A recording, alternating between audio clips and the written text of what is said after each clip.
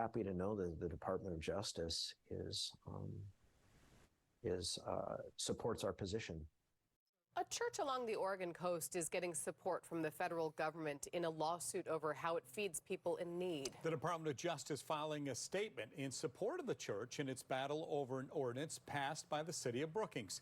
KATU's Christina Giardinelli has been following this case for the past 2 years. She's live in Salem. And Christina, why is the federal agency getting involved here?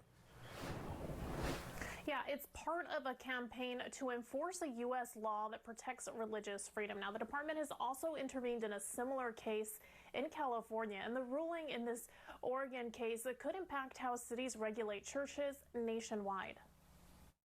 The U.S. Department of Justice is taking sides in a federal lawsuit filed by a Brookings, Oregon church. The ordeal started after St. Timothy's Episcopal Church ramped up its homeless services during the pandemic.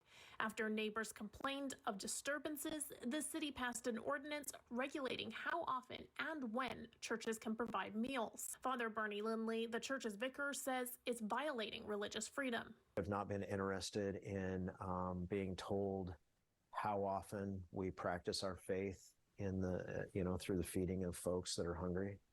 And so we filed a lawsuit against the city of Brookings. The DOJ says the outcome of the case is important for the entire nation. A written statement from the federal agency reads in part, many churches and faith-based organizations across the country are on the front lines of serving the critical needs of people experiencing hunger and homelessness. Lindsey believes the support will help his case. I can't tell you how good it makes me feel to know that the Department of Justice agrees with what I've known all along, to be an infringement on our right to practice our faith without interference from a government entity. In a written statement, the city's attorney accused Lindsey of not being willing to reach an agreement. It reads in part, it's unfortunate that St. Timothy's continues to pursue unnecessary litigation, forcing the city to spend limited taxpayer funds on this lawsuit rather than allowing these funds to be used for city services. Now, you can find that full statement and much more on this topic by heading to our website at KATU.com and clicking on this article.